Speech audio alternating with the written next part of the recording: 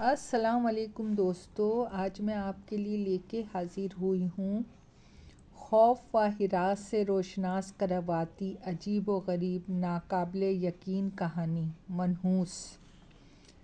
10 साला बच्ची की आँख इस वक्त खुली जब इसके सर पे पेट्रोल डाला गया। उसने देखा कि वो एक लकड़ी से बनी कुर्सी पे बंधी हुई है और इस पे पेट्रोल डालने वाला कोई और नहीं बल्कि इसकी अपनी माँ थी।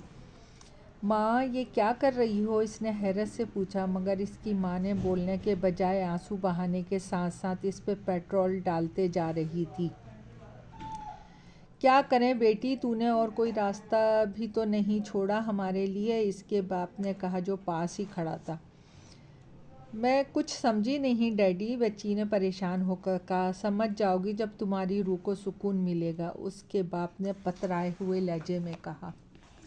मुझे डर लग रहा है, मुझे छोड़ दें, बच्ची ने अपनी नाजुक कलाइयों से ज़ोर लगाते हुए कहा, मगर रस्सियाँ काफ़ी मजबूत थीं। डर तो हमें भी लग रहा है, मगर क्या करें, सब ऊपर वाले की मर्ज़ी है, इसके डैडी ने कहा और जेब से माचिस निकाल के इसे जलाने लगा।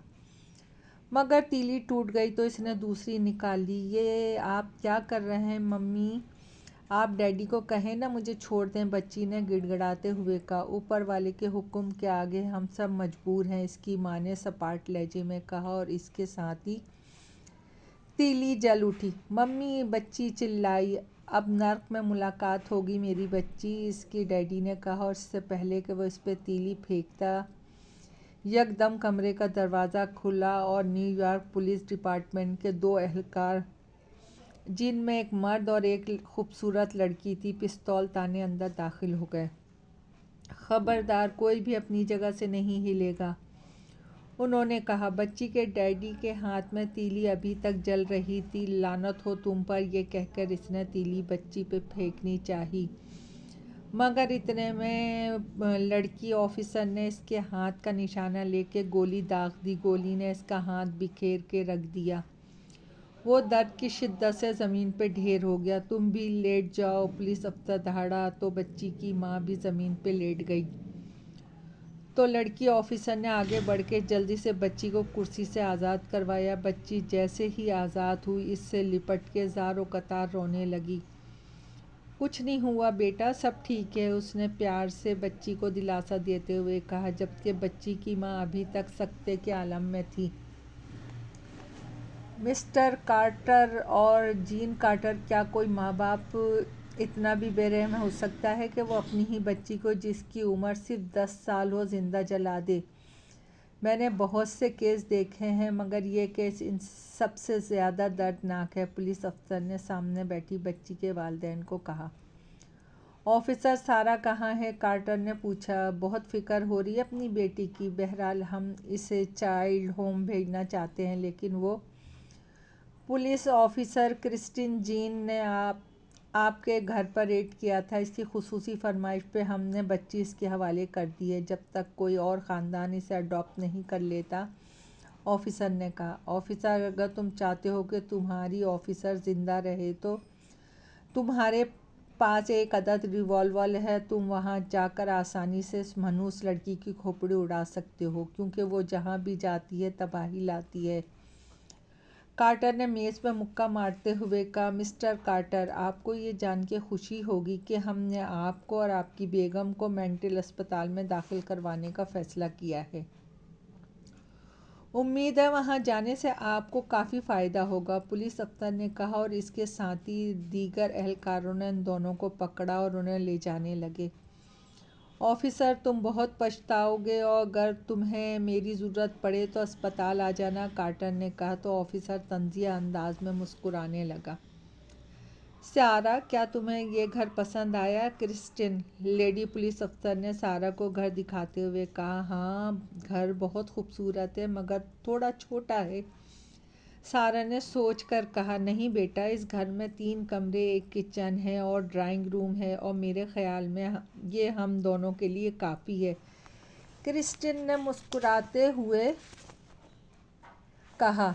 तो क्या आप यहाँ अकेली रहती हैं? आपके हस्बैंड या कोई बॉयफ्रेंड नहीं है? सारा ने मासूमियत से कहा तो क्रिस्टिन हंस पड़ी।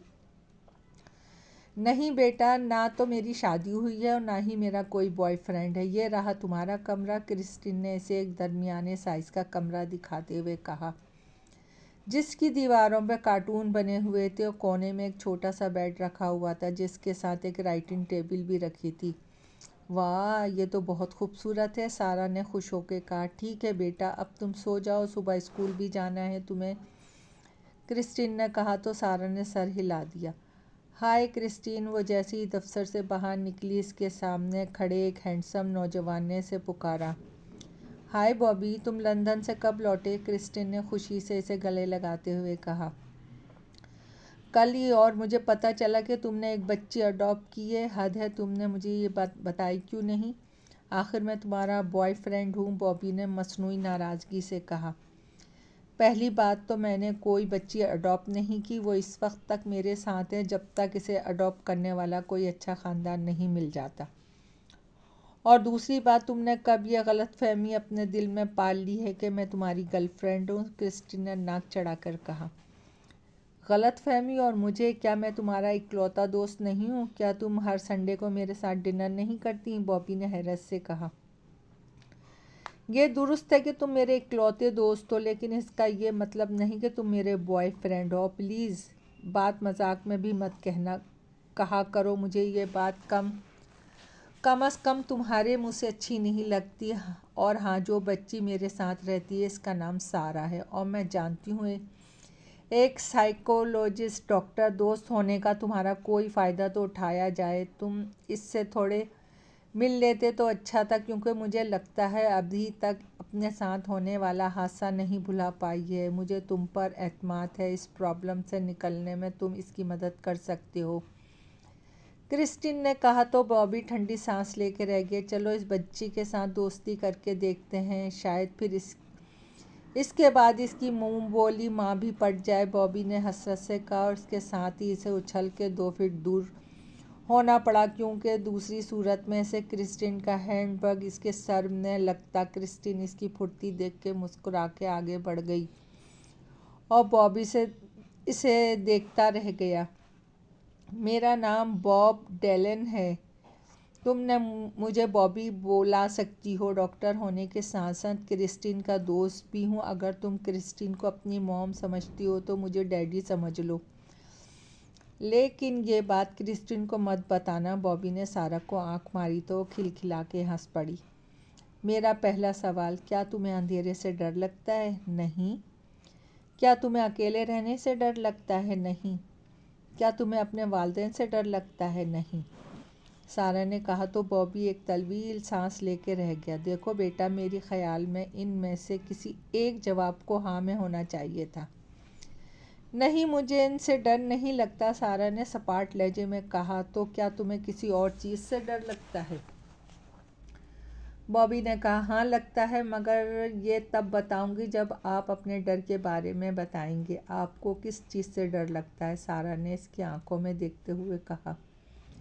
मुझे पानी से डर लगता है। इसका मतलब ये नहीं कि मैं नहाने से डरता हूँ, बल्कि मुझे स्विमिंग पूल या दरिया समंदर को देख के डर लगता है। मैंने अपने घर में खूबसूरत नज़र आने के लिए इसमें स्विमिंग पूल बनाया है, मगर मैं कभी इसमें नहाया नहीं, क्योंकि मुझे तैरना नहीं आता। अब तुम बताओ कि तुम्हें किस चीज़ का डर है? बॉबी ने मुस्कुरा के कहा। क्या मतलब? क्या होने वाला है? बॉबी ने हैरान होकर कहा। यही तो मसला है, मैं खुद नहीं जानती। मुझे आने वाले लम्हे परेशान करते रहते हैं, न जाने अगले पल क्या हो जाए। अगर तुम्हें पता हो कि आज रात तुम अपने ही घर के स्विमिंग पूल में डूब के मरने वाले हो, तो इस वक्त तुम क्या महसूस करोगे? सारा ने धीरे से कहा। बहुत ही बुरा, बॉबी ने झुरझुरी लेकर कहा। तो तुम्हें यही महसूस करना चाहिए, सारा ने कहा तो बॉबी एक झटके से उठ के बाहर आ गया। सामने क्रिस्टीन खड़ी थी। क्या हुआ, तुम कुछ परेशान लग रहे हो? क्रिस्टीन ने कहा। दोस्तों, कहानी अभी जारी है। पसंद आए तो लाइक और सब्सक्राइब कीजिएगा। आपकी दुआओं की तलबगार।